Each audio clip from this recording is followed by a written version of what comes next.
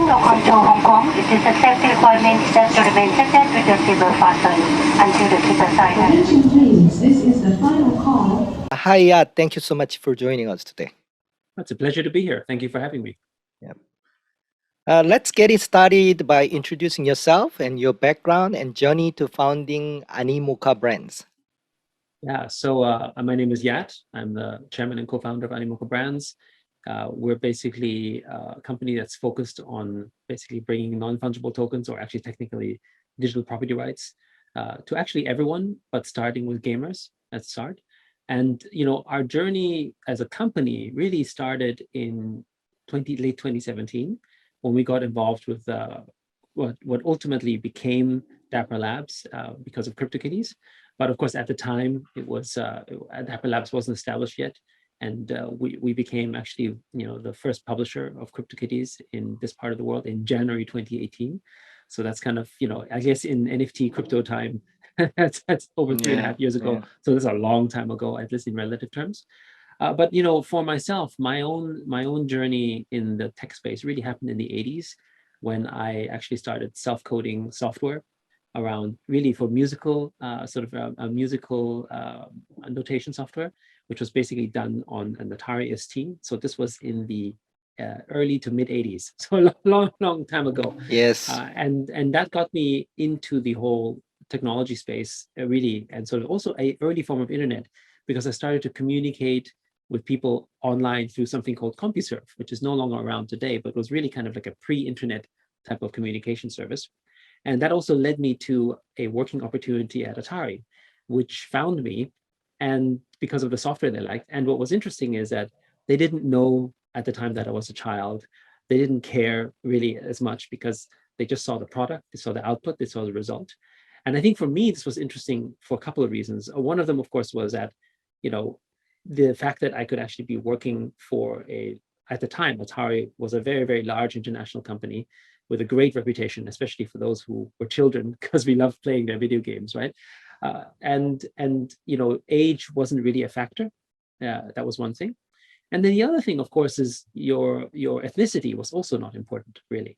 And I think obviously today we kind of take that for granted, but definitely 40 years ago or so, this was not something that was commonplace, in terms of having sort of, let's call it, who you are or what background you're from, kind of did matter in terms of the opportunities that came about. And I think this is kind of a ethos and working belief that I basically continued to have over the decades of working experience I moved on afterwards with, whether this was in the early 90s when we started one of Hong Kong's first internet service providers called Hong Kong Online, or with the cloud computing platform, which back then wasn't called cloud, it was called ASP, that we set up in 1998, right? And then later on sold to IBM. And then even with the mobile gaming start that we had back in 2010, 2011, right? Each time that we ended up doing something in the new wave of where technology was going, we always sort of adopted that kind of mind frame of trying to be sort of more inclusive, more diverse. And I think that's just sort of, my personal sort of experience and background as to what I experienced. So that's kind of the experience that brought us to here. And we built all these technology companies, invested in a lot of startups as well.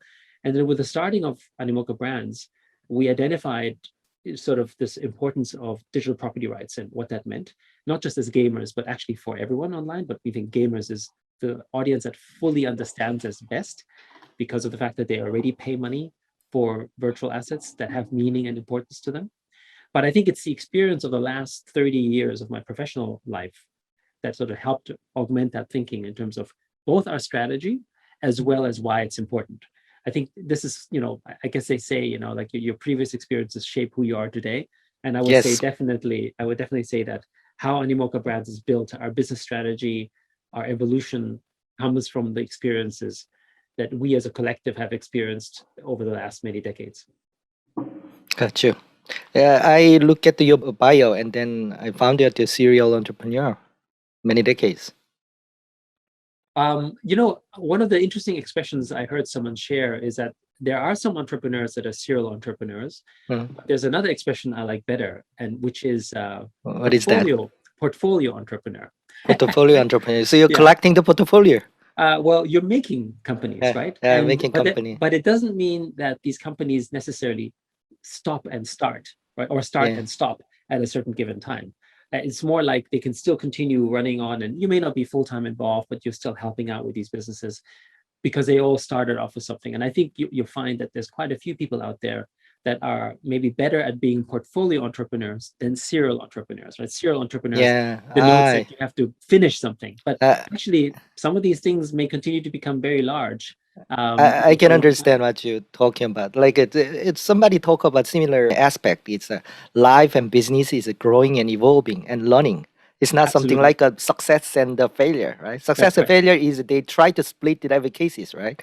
But if you do try and error, you continue to run from your mistake, and then you can evolve, right? That's right. And it's part of it's kind of cliche, but it's true. It is part of the journey, right? I agree. And it shapes you. But yes, also as in the previous career, I work at a corporate investment bank all the time, and then when entrepreneur thought that they made a huge success, that's a very risky, because success is as we just talk about it, it is that they split the cases, they made a huge success, but they become quickly overconfident, right? So they do not try hard to continue to evolve, right? Yeah, I think one of the things that I worry the most about, if you think you have success, right? Because it's all relative as well, right? What is success? But anyway, if you think that you're very successful, then maybe you get comfortable. And if you get too comfortable, actually, that's when trouble begins. I agree. I observed a lot of entrepreneurs who went through that kind of cycle, right? Indeed. Okay. Yeah. So, what problem are you solving now? And I understand your business model is developing, publishing mobile games. So, what problem are you solving now? What is a business model? Can you explain? Sure. Well, I mean, at the surface, it looks like we are focused on gaming and non-fungible tokens, and it is a big part of our business. But the problem that we're really trying to solve here is to deliver true digital property rights. Starting with gamers, but ultimately to everyone out there. Now, when I say digital property rights, I mean it is the beginning of understanding the importance and the meaning of ownership of anything in our life, really. And in this case, it's the digital assets that you need to own. Imagine for a moment if your physical life was like our digital life, which means that you don't own any of the property you live in or any of the assets that you buy. And every time you drive your car, you need to ask the owner of the creator of the car for permission, and he may take it away anytime. Or the house that you live in, anytime the developer of the house says, oh, you know what, I need to give it to someone else, or oh, you know what, I don't like you for whatever reason, and they can take it away at any time. This is the digital world we live in today, and that is the problem. But we don't understand it for the most part, because we think it's okay, because we make a distinction between our physical and our digital life. We say our physical life is what's important, and our digital life is an add-on, maybe the 10%, right? But when you translate this backwards and you say, but actually, what happens when you lose your digital presence? What happens if you're not on Google, not on Facebook, not on WhatsApp, not on Kakao, not on any platform? Is your digital worth actually your physical worth as much? Can you make the same amount of friends?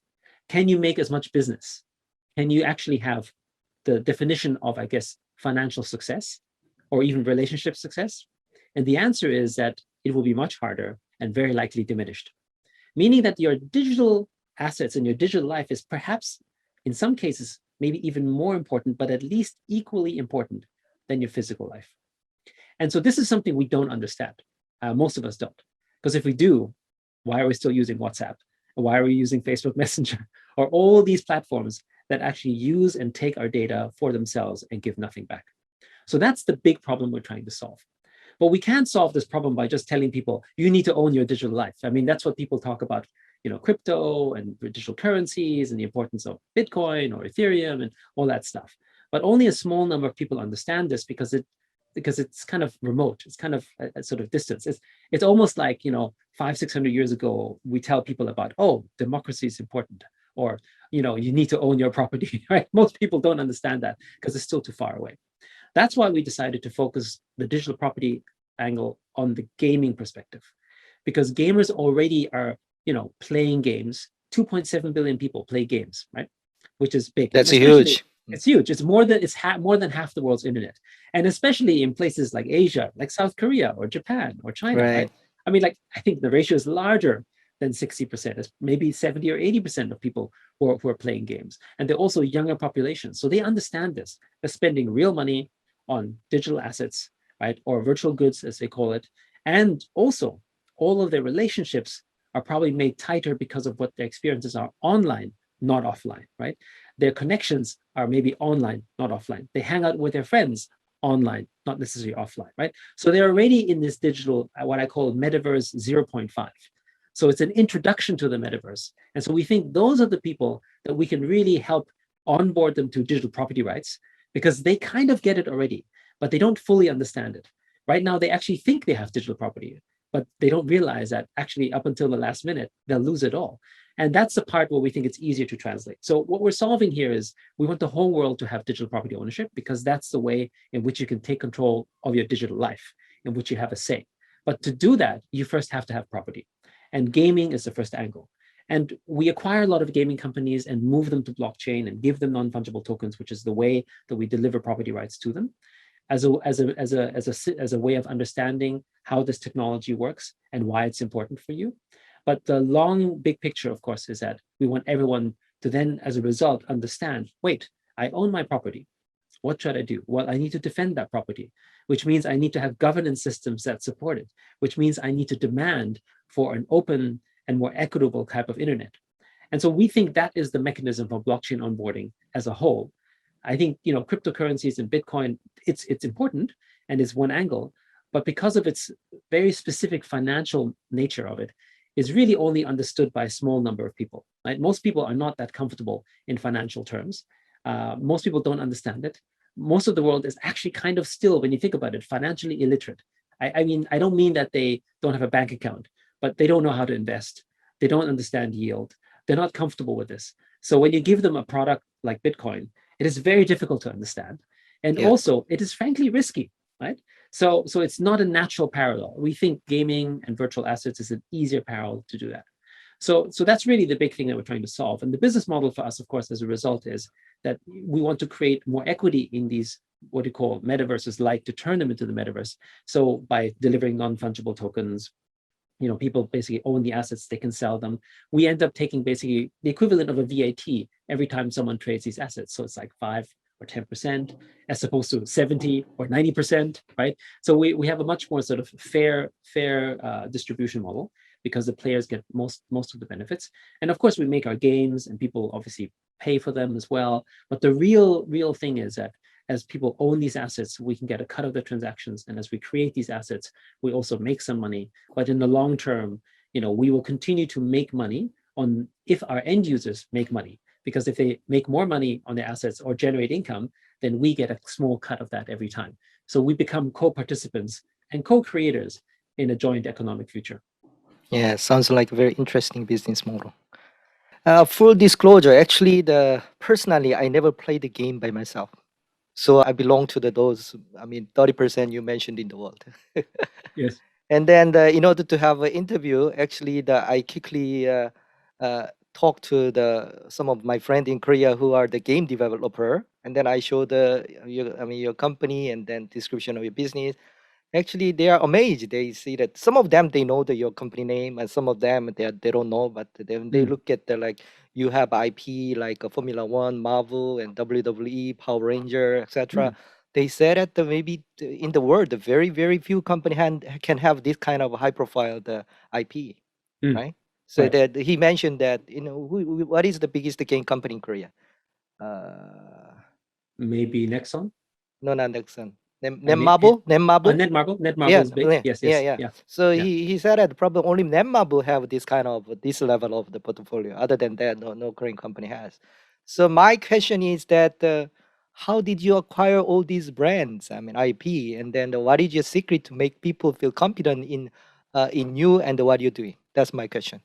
Well, I think first of all, obviously, we're very honored that all of this big IP is willing to work with us. But I think we didn't start with building this type of IP and this background from zero. In my previous history, when I started Outplace in 1998, I already started working with IP, and I built a team around working with these IP relationships. It's like any business, everything is based on somewhat personal relationships and connections and a history in having a good reputation in the space. So as we continue to grow the business, we continue to develop that relationship and that trust base. And as time went on, when it was time to go into building games with non-fungible tokens or digital collectibles, here's what's interesting. It's such a new space. And if I'm a brand owner, I want to give this sort of precious intellectual property that they have to someone I trust can manage and treat the brand well. If you give it to someone who doesn't have experience with it, the damage that someone can cause with a bad brand experience is much worse than the potential they might be getting, Yes. because Yeah. they have another business that makes a lot of money. And so the IP side of the business, which can make good money too, but isn't the main business, it's in fact more risky to just give it away to everyone. So Yeah. they have to be quite careful. So we have to be responsible with it. And one of the ways in which you show responsibility is to not only demonstrate as an organization that you know how to do it, but that you have a history in doing it, whether it's your team, yourself, or whichever. And in the case of Animoca Brands, we've had a history before in the mobile gaming space of managing many of these big IP brands. And so they know that, they see that, they have trust and confidence in it.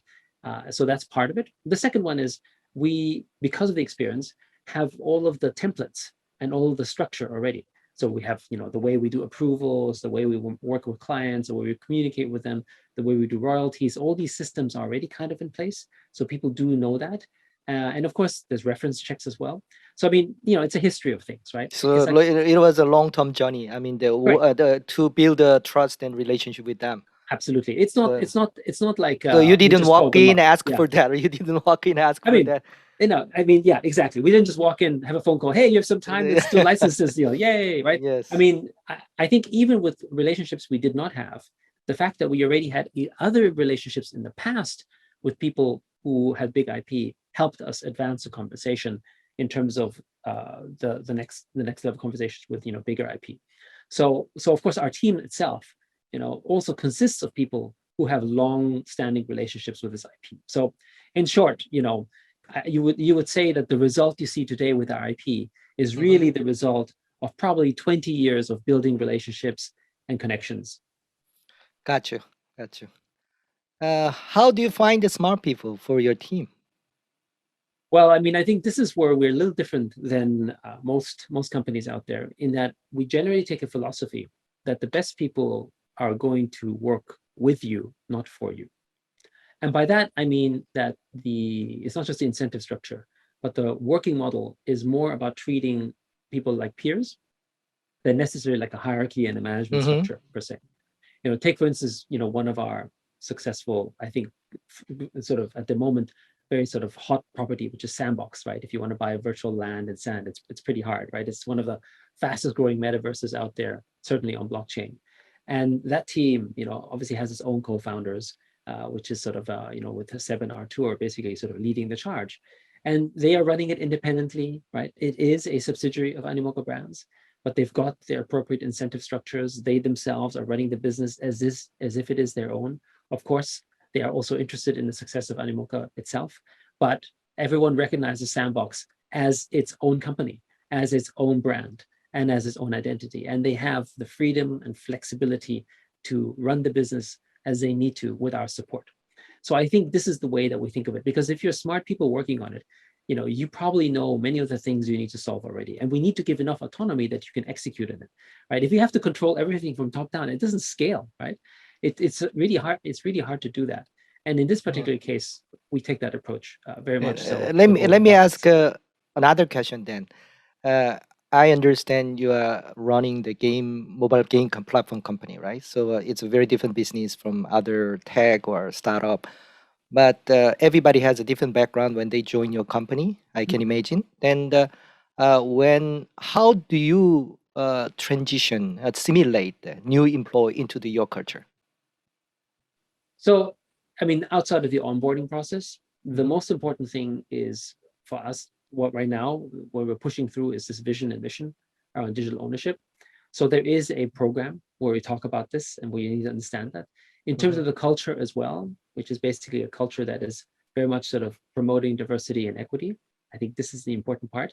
If people understand it well, then they are embedded with our thinking. And that comes essentially with this whole thinking also that we want to work with people who want to work together with us, not for us, right? So that's kind of the underlying thing. And by the way, this is not thinking that only happens, at my level, right? It has to happen throughout the organization, Sure. right? So just because, you like to be treated as a peer at the top level means that people working for them as well, with them, have to also feel that same impression as well. So the life sort of and culture within the company has to be very open-minded, has to be sort of diverse in their thinking, and has to be flexible, and frankly also needs a lot of empathy. I think this is a difficult thing because empathy hasn't been something that was typically sort of promoted as an important skill in a company, because people talk about strong business skills, maybe a little bit more cutthroat, maybe a little bit more aggressive. I think our culture is not like that.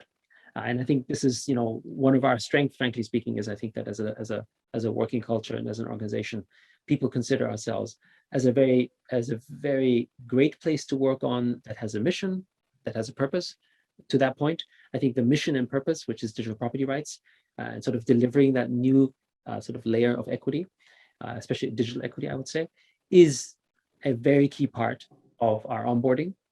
And that becomes, you have to rally around something. If you don't believe in that, then you shouldn't work here, right? But everyone that we bring on board, or everyone that we acquire and bring on board, this is an important thing that they understand. And we may all have slightly different ways in which we think that we want to get there.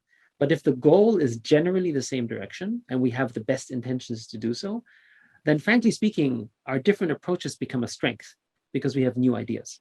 Where it's a problem is if we don't agree on the direction, right? Which is I think the part that organizations will have challenges with if they don't have alignment. Yeah, but I often empathy is a very important skill. I mean, to work with the people, right? But Yes. I think it's a very difficult also. I mean, aspect to grow and then cultivate. So I often hear that people in the service industry, they say that they can teach, they can train people in terms of skill, but they cannot train the attitude, right? So how do Well, you? well, I mean, I think as a company, there's two different things here, right?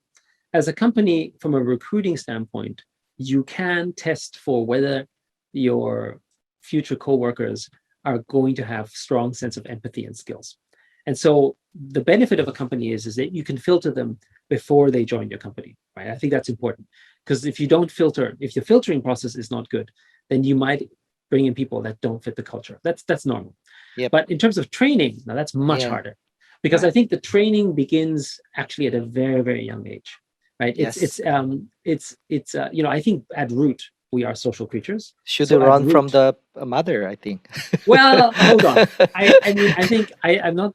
I think it depends on how the culture of your family as well. Mhm. But honestly, I think it also is the culture of your society and your school, right? Yes, Like, yes. It's the classic sort of question about sort of what part of it is sort of part of who you are, right? Some people are naturally maybe more empathetic than others, Yeah, right. but then your sort of actual environmental setup, going to school, for instance, if you go to a very competitive school that has that only focuses on top grades and only on the top 1 percentile or 5 percentile, it's difficult to come Right. out of a system like that to be empathetic, right? If you've I guess you said you had a finance background and you were in corporate finance for a while. It's difficult to be empathetic in a traditional corporate finance background because I agree. I agree. right? Because Here's we are the accountant, lawyers, the finance guy. It's a box ticking process. yes, We don't have empathy. We just yes, always reject the deal, right? yes. But it's not even just a rejection. I mean, you can reject deals for many good reasons that are not just related to sort of not being empathetic, but it's also the fact that you have to you've been sort of trained to be thinking in terms of results only that are immediate, that essentially in some ways the outcome that is important is principally money oriented, and money Right. is a finite structure which has a Right. binary outcome. Either you make money now or you don't make money, so it's binary in its result.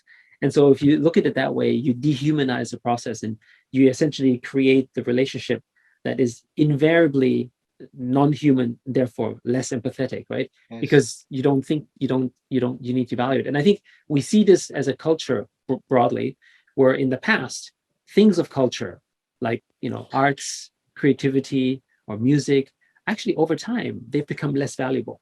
Right? And I think they've become less valuable partially because of the fact that we value them less because we don't think it's as important. So we don't teach it in school as much.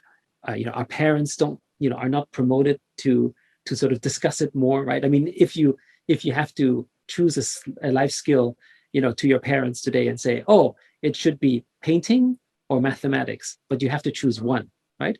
The natural outcome of most parents, irrespective of their child's aptitude, is, oh, but it has to be math. And let's not bother with painting. Regardless of whether the child might be very gifted or have good ideas with creativity, they won't value it this way. And that's really, I think, a societal failing, because governments have adapted themselves to an industrial setup.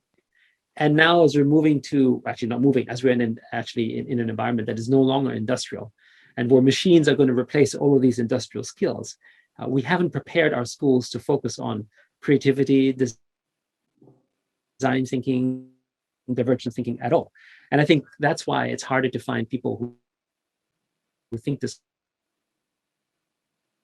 way. Your question in terms of where this starts, I think it starts at primary school, right? You have to really begin. And my encouragement to all parents and educators is you have to promote this type of empathy really from ground zero.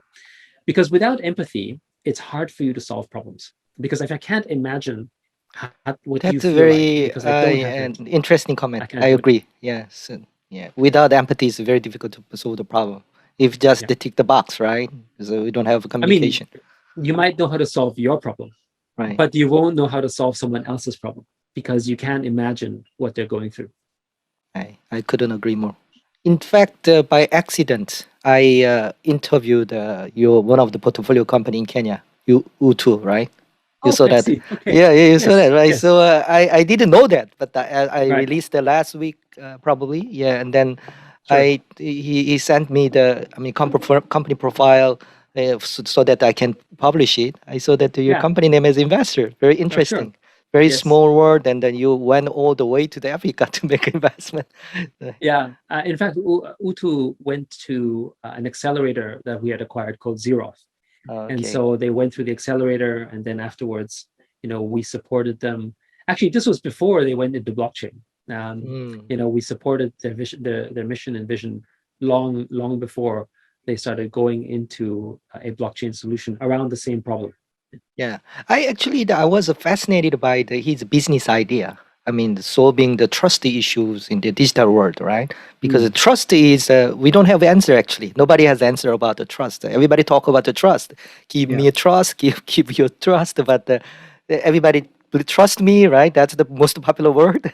But the Yes. people don't trust each other. So Right. he came up with a very, very interesting idea on high level. Of course, he need to execute the step by step gradually, Of course. and make an impact and then grow the business. But high level solution is I was fascinated. Yeah. Yes, absolutely.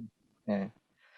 Okay, so I saw that Animoca Brands made more than the 50 investment in the blockchain related or the other company. So it sounds like your investment group as well, beside your the main business. Yeah. So my question is, what is the intended synergy, or do you want to grow the Animoca Brands just like a group holding company, make a lot of investment, create the synergy together?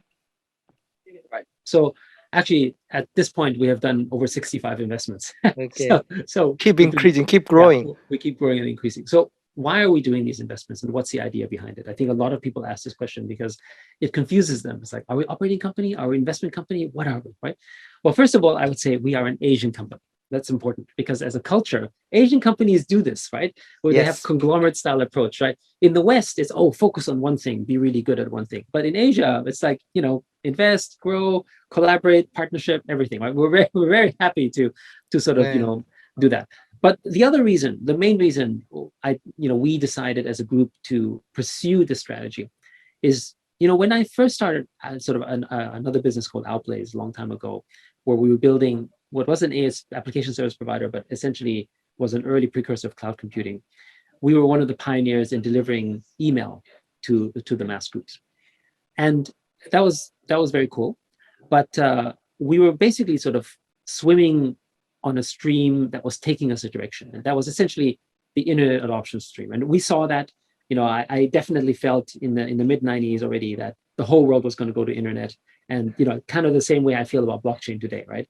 But back then, we didn't have the experience or the capital. I just knew we needed to build something, and I was focused around, well, what problem do we know well that we can solve, right? And that obviously became, at that point, what was the early days of Outplace, which is like web hosting, email, that kind of stuff. Today, however, we're a little bit more experienced, have a little bit more wisdom, and have the benefit of the history of our own relationships and experiences. And I feel like we can actually make a few things right that didn't go quite right with Internet 1 or Web 1, Web 2. Right? The whole aspect around trust management, right? Or the whole aspect around sort of centralized systems. We can break all of that open. Because to me, one of the biggest success stories that really changed the world is not Amazon, or is not eBay, or companies like sort of NHN or whatever. I mean, these are great companies, of course, right? But what their success comes from, in my view anyway, is the power of the network intelligence that came from open source. Open source is that one thing that the whole world had to connect to and could no longer be controlled by that single entity, right? It's not closed source. It's not, I own the code, you don't, pay me royalty license. The code is open to everywhere. And it's because of that code that millions of people could avail themselves to the knowledge that really previously was exclusive. And as a result, they could build companies that can compete against the biggest companies out there.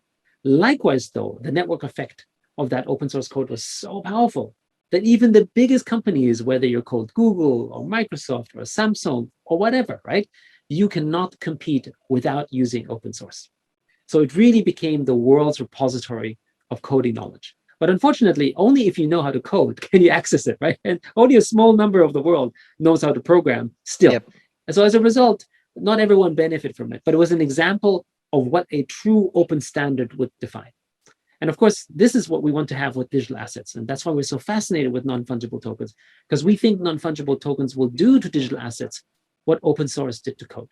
And if we can really free the digital asset space to be openly composable, to be internationally and sort of globally accessed in the same way that open source is accessed, without borders, without controls in that sense, without a centralized ecosystem that manages it, then we think the whole world will have a new opportunity and a new space of equity that can develop on top of, which we think is more powerful than code itself, because we have a cultural understanding with our assets. And that's something that is more broadly accessible, we think. So how do we do this? Well, one of the challenges about a traditional business model is that when you build a business in yourself, like a marketplace or a game, then as you get bigger, it necessitates almost that you have to become monopolistic in your practice.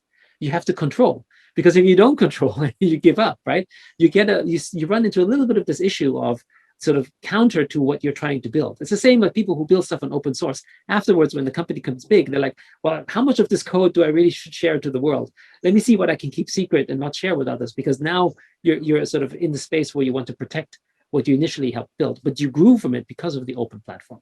And so one way to do this, we thought, was, well, what if we invest in the ecosystem at large? Then our conflict of interest between our own product and that of the ecosystem can be matched, meaning that maybe we might make decisions that are not the best for the profit of our game, but it is the best for the ecosystem. And the only way we can do this is if we are heavily invested in the ecosystem at large. So we can actually participate and make the correct decision for the ecosystem without hurting our shareholders and in fact benefiting from it. So we decided on that strategy in 2018, and we made many investments broadly. And of course, many of these companies you know today, like Axie Infinity with Sky Mavis, or Dapper Labs, which is famous for NBA Top Shot and CryptoKitties, or OpenSea, or Bitski, Wax, Decentraland, all of these, and of course our own Sandbox. So we have many of these companies, which of course three years ago or so nobody knew about, and today have become quite famous as a result, right? And we continue to do that, and we're not done, because I think of this as kind of like internet 20 years ago. So we're still so early. So we'll continue to make these investments, and as long as we position ourselves to have a balance between our portfolio ecosystem strength and our own products, we can make the right decisions. So that's really the reason we decided to do it that way. Yes, sounds like you are trying to introduce the Asian conglomerate version 2.0, right? So So Yes. Asian conglomerate with the ecosystem of the open collaboration and innovation. Yeah, and I think the key Yeah. thing for us is really to drive towards making digital assets really open. Yep. Right. One of the things that I worry about is the desire by a certain number of groups out there, which you're seeing today already, to try to control NFTs. Right? They're like, Right. oh, I want to, you can only use these NFTs on my chain. What, really? Like, if that's what you want to do, then what is the point of non-fungible tokens? Yes, it's called a non-fungible token, but is it really in spirit what an NFT is supposed to represent when you can only use it with the rules that you are defining for it, right? And I mean, that kind of defeats the whole point about property ownership. Do you actually own it, or do you not really own it, right? And so the whole thing is you must really own it. To fully own it, it must mean that your assets have to be interoperable across all chains, and one where you have full control over its destiny, not someone else telling you what to do. And that's the broad picture. So that's really what we need to make sure that the industry develops towards too. Gotcha. So my next question is, I'm very curious about the growth strategy map. What is your end game? Because it looks like you continue to evolve your business model and the so-called conglomerate, right? So what do you have on top of your mind for next step and your vision for your company?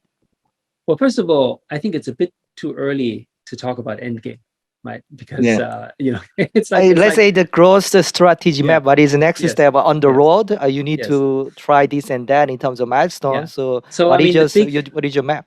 Yeah, I mean, the big step right now is to really onboard millions and millions of people onto the metaverse, which we think blockchain, non-fungible tokens, metaverses will do, whether it's our own sandbox or, our portfolio company, Axie Infinity, is doing incredibly well, or what we're seeing now with Quidd or with Dapper Labs, with NBA Top Shot and new products launched.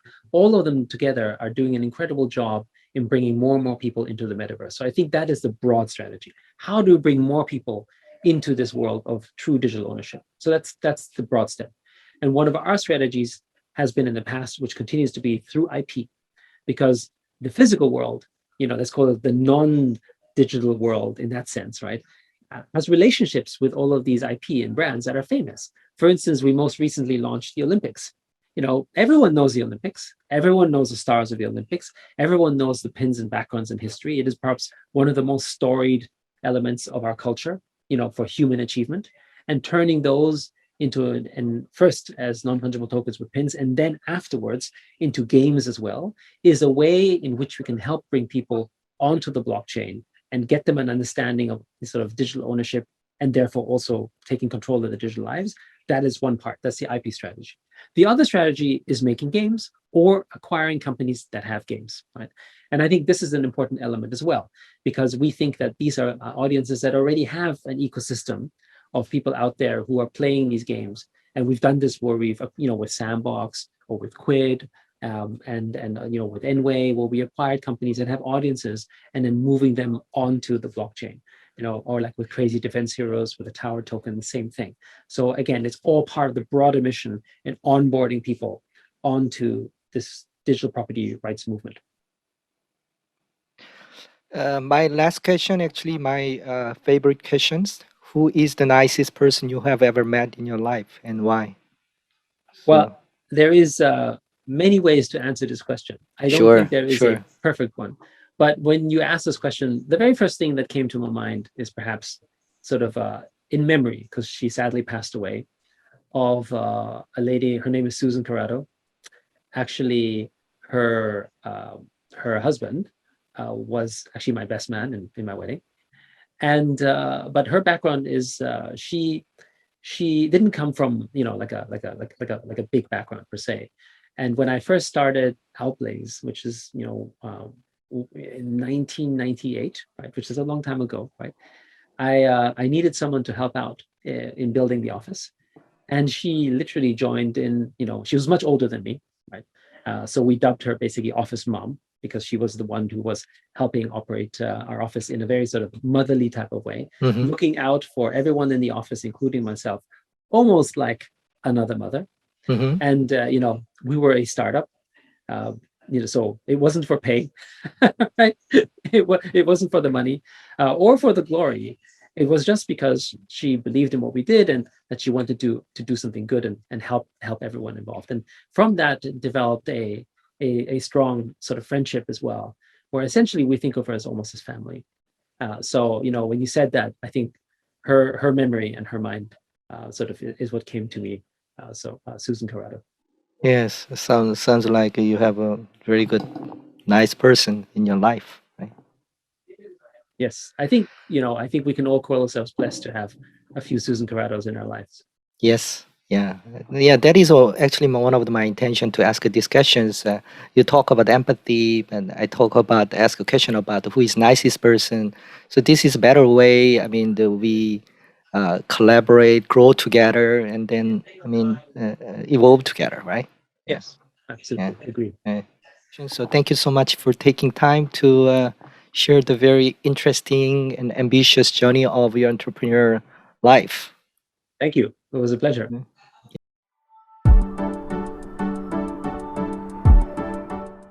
Thank you very much for listening to this episode. Don't forget to subscribe to the podcast, share with a friend, and drop me a review. Goodbye.